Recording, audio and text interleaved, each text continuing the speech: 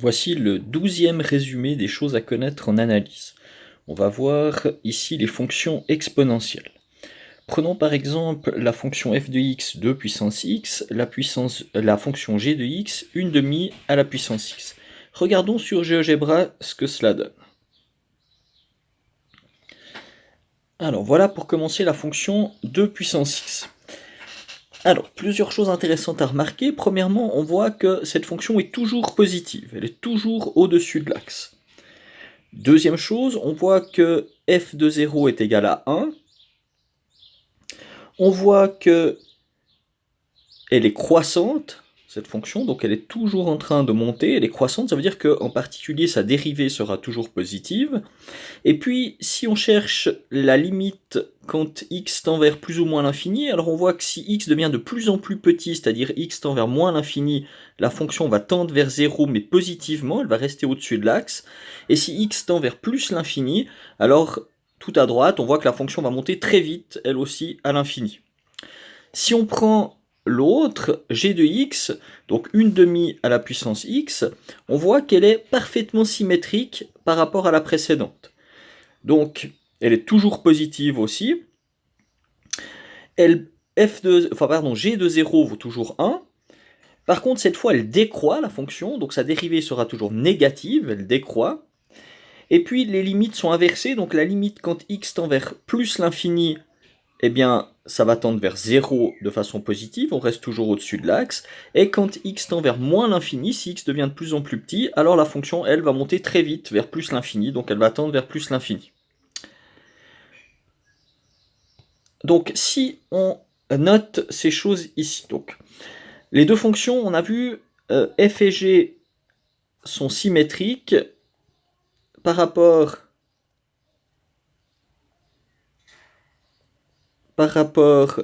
à l'axe OY.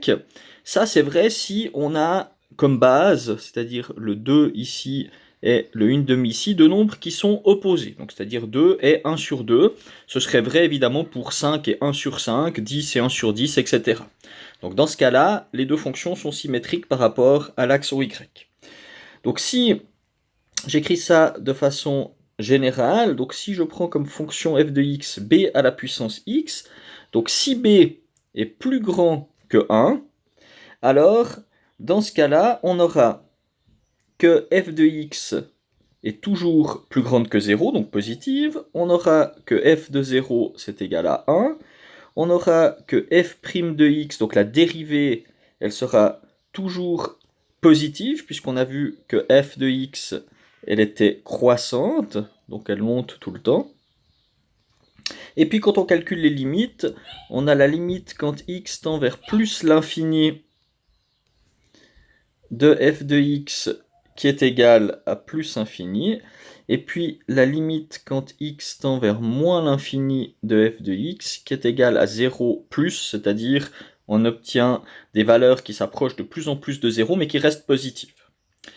Si au contraire b est compris entre 0, b compris entre 0 et 1, alors on aura toujours que f de x est positive, donc toujours au-dessus de l'axe, f de 0 est toujours égal à 1, f' de x, donc la dérivée sera plus petite que 0 cette fois, puisque dans ce cas-là, f de x serait décroissante, donc elle descend tout le temps.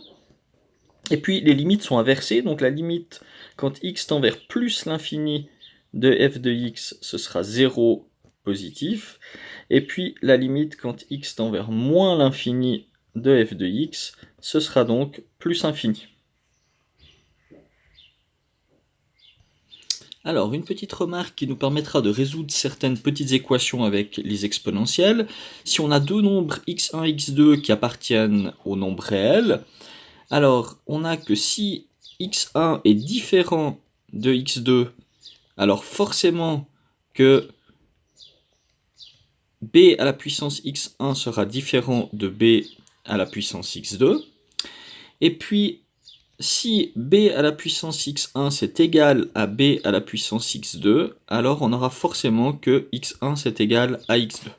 Ça nous permet de résoudre des équations par exemple comme celle-là. Donc si je fais un exemple, si on a que 2 puissance x carré fois 4 puissance x, c'est égal à 8, eh bien, on va tout mettre sous la forme de puissance en base 2. Donc, on aura que 2 à la puissance x carré fois 2. Alors, 4 c'est 2 puissance 2, donc on aura fois 2 à la puissance 2x, qui est égal à 2 puissance 3, 8 c'est 2 puissance 3. On peut regrouper 2 puissance x carré fois 2 puissance 2x, c'est égal à 2 puissance x carré plus 2x, et ça c'est égal à 2 puissance 3. Et donc, si on utilise la deuxième information, on a forcément que x carré plus 2x, ça doit être égal à 3, et donc on peut résoudre x carré plus 2x moins 3 égale 0, c'est-à-dire x moins 2 fois x moins 1 égale 0, et donc on obtient comme solution plus 1 et plus 2 qui satisfont l'équation. Maintenant, la dérivée d'une fonction exponentielle. Donc si f de x est égal à b de x, sa dérivée f' de x sera égale à b de x fois un nombre qui sera le logarithme en base e de b. Logarithme en base e, alors e c'est un nombre que vous trouvez sur votre calculatrice comme pi qui vaut à peu près 2,718, etc. Et puis ce log en base e, on le note souvent log naturel ln. Sur votre calculatrice, vous l'avez certainement, log naturel ln. Donc si je reprends, f' de x sera donc égal à b à la puissance x fois le log naturel de b. Et donc, une chose intéressante, c'est que si on prend pour f de x un exponentiel de base e, donc c'est-à-dire le e, le 2,718, etc., eh bien, la dérivée sera égale à e puissance x fois le log naturel de e, et le log naturel de e, c'est 1, donc c'est égal à e puissance x. Donc cette fonction e de x a pour dérivée elle-même, et donc c'est une fonction qui est très utilisée à cause de cette propriété très intéressante. Donc si on essaye maintenant de dériver une fonction un petit peu plus compliquée, par exemple si on a f de x qui est égal à e puissance g de x, alors la dérivée f' de x, ce sera donc égal à e à la puissance g de x fois la dérivée interne, donc fois g' de x, c'est la composition de deux fonctions. Donc ça c'est très utile, cette propriété très utile pour dériver les fonctions exponentielles. Alors encore un petit rappel sur les propriétés des exponentielles. On a que e, c'est valable évidemment pour n'importe quelle base, pas forcément pour e. E à la puissance a plus b, c'est égal à e puissance a fois e puissance b. E à la puissance moins a, c'est égal à 1 sur e puissance a. E à la puissance a moins b, c'est égal à e puissance a sur e puissance b. E à la puissance a fois b, c'est égal à e puissance a le tout à la puissance b, qui est égal à e puissance b le tout à la puissance a.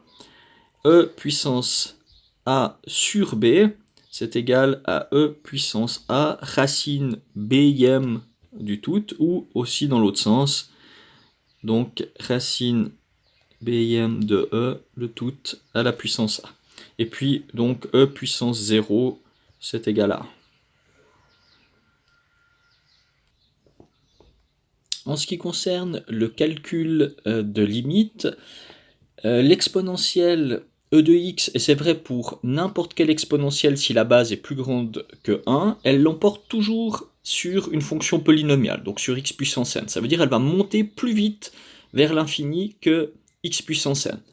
Donc on obtient comme règle de calcul des limites que la limite quand x tend vers plus infini de e puissance x sur x puissance n, alors on devrait avoir plus l'infini en haut, plus l'infini en bas, donc c'est indéterminé, mais comme e puissance x monte plus vite que x puissance n, eh bien e de puissance x va l'emporter, et donc on va tendre vers plus l'infini. Donc, le nombre du haut va monter beaucoup plus vite que le nombre du bas, ce qui fait qu'on va tendre vers plus infini.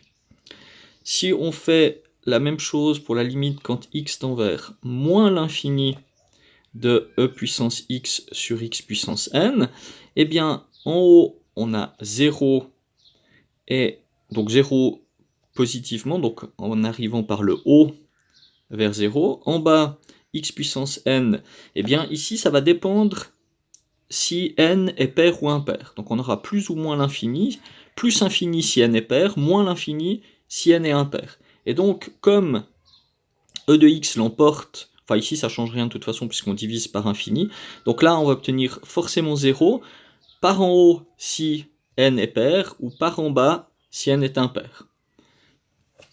Deuxième chose, la limite quand x tend vers plus l'infini de x puissance n sur e puissance x, donc là on obtient plus infini en haut, plus infini en bas, donc c'est indéterminé, mais comme on l'a dit avant, e de x tend beaucoup plus vite vers l'infini que x puissance n, donc les nombres du bas vont devenir beaucoup plus grands par rapport au nombre du haut, et donc on va tendre vers 0 positivement, donc par en haut.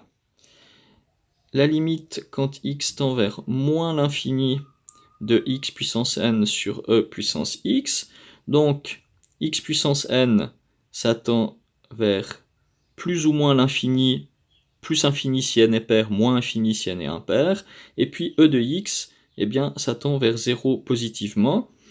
Donc, de nouveau, on va tendre vers l'infini, par rapport à ce qu'on avait en haut. Donc, on tend ici vers l'infini, avec plus ou avec moins. Donc, plus infini si n est pair, moins infini si n est impair.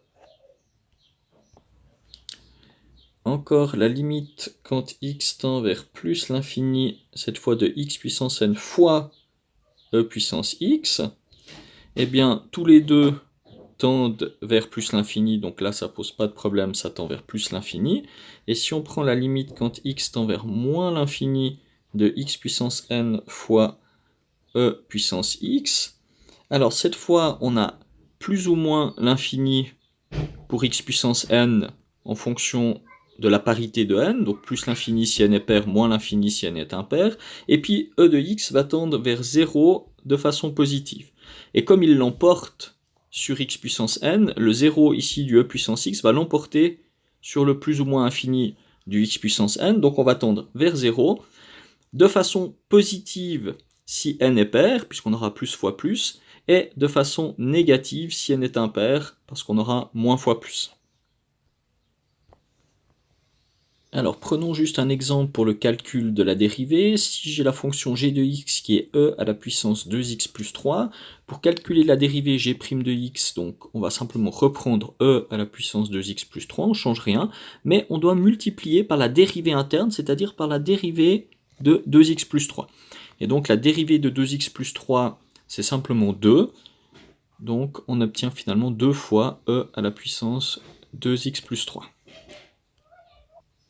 Et prenons encore un exemple de calcul de limite. Donc ici, si on a la limite quand x tend vers plus l'infini de x carré fois e moins x, on peut écrire ça comme la limite de x qui tend vers plus l'infini de x carré sur e puissance x, puisque moins x veut dire 1 sur e puissance x.